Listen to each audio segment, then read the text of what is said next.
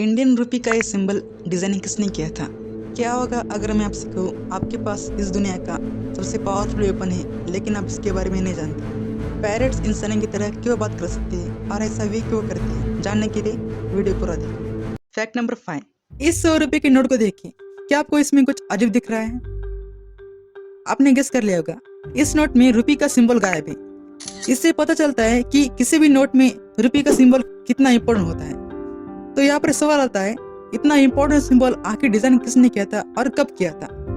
चलिए जानते हैं। इंडियन रुपये के इस सिंबल को गवर्नमेंट ने 2010 में स्वीकार किया था। इससे पहले हर जगह आरएस यूज किया जाता था। 2009 में इसके लिए एक कंपटीशन अनाउंस किया था जिसमें लगभग 3000 लोगों ने पार्टिसिपेट किया था, जिसमें से 5 लोगों की डिजाइन को फाइनलाइज किया गया था, जिनमें थे नंदिता मेहरोत्रा जी, हितेश पद्मशाली जी, शिबिन के जी, शाहरुख ईरानी जी और डी उदय कुमार। इनमें से डी उदय कुमार जी के डिजाइन को फाइनलाइज किया गया था। उस समय आईआईटी बॉम्बे से पीएचडी कर रहे थे डिजाइन में। आप करंटली एसोसिएट प्रोफेसर है आईआईटी गुवाहाटी में और डिजाइन डिपार्टमेंट के एचओडी हैं। रुपी सिंबल के आने के बाद इंडियन रुपी ऐसे एलिट क्लास में शामिल हो गया जिनका अपना सिंबल है, जैसे Japanese yen, US dollar, euro और बाकी करेंसी। फैक्ट नंबर 4, ये एक साइकोलॉजिकल फैक्ट है। साइकोलॉजी कहती है किसी से भी बात करते समय उस पर्सन का नाम लिखकर बात कीजिए।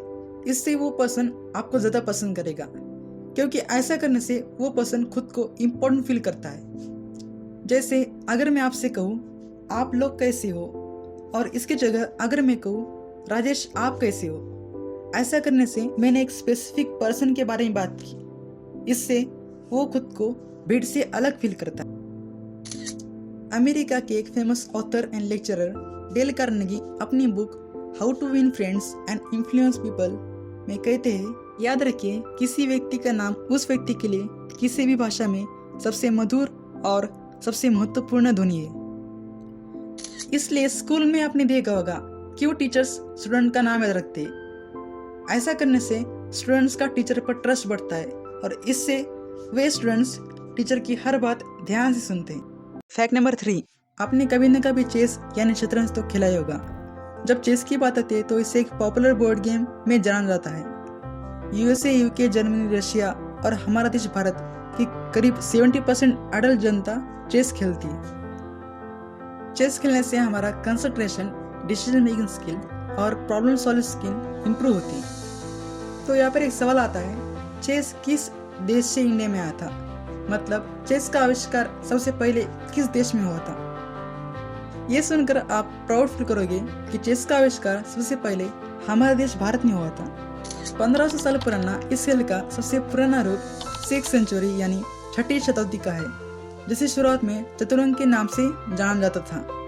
फिर टाइम के साथ इस खेल के रूल में और इसके नाम में बदलाव किए गए और आज हम इसे चेस के नाम से जानते हैं। फैक्ट नंबर 2, हम सबके पास एक पावरफुल वेपन होता है लेकिन हमें उसके बारे में पता नहीं होता।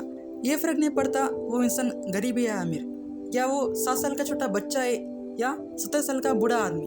तो वो वेपन क्या है? वो है हमारे वर्ड्स। स्टडी से पता चला है कि वर्ड्स ना सिर्फ हमारे मेंटल हेल्थ पर बल्कि हमारे फिजिकल हेल्थ पर भी प्रभाव डालते हैं। मंजिल उन्हीं को मिलते हैं जिनके सपनों में जान होती है। पंख होने से कुछ नहीं होता, हौसलों से ही उड़ान होती है। ये कहने के लिए तो सिर्फ वर्ड्स है, लेकिन इसका इम्पैक्ट किसी की लाइफ में कितना गहरा हो सकता है इसकी कोई लिमिट नहीं है। फैक्ट नंबर 1, पैरट्स इंसानों की तरह क्यों बात कर सकते हैं और ऐसा वे क्यों करते हैं? चलिए जानते हैं।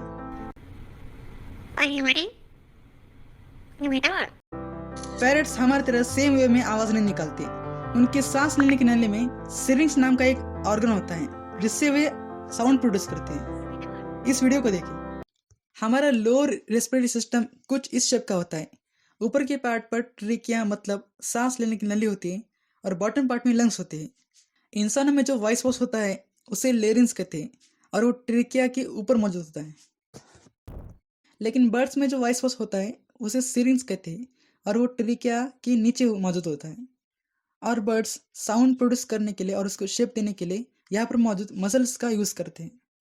हमने ये तो जान लिया पैरट्स इंसानों की तरह क्यों बात कर सकते हैं, लेकिन ऐसा वे क्यों करते हैं? चले जानते हैं।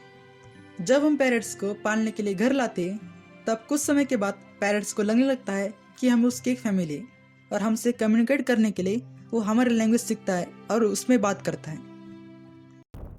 पूरी वीडियो देखने के लिए आपका शुक्रिया। ये हमारे चैनल की फर्स्ट वीडियो है। अगर बोलने में कोई मिस्टेक है तो उसके लिए सॉरी, और अगली वीडियो में मुझे क्या इंप्रूव करना चाहिए वो आप मुझे कमेंट करके बता दीजिए। मैं मिलूंगा आपको अगली वीडियो में। बाय।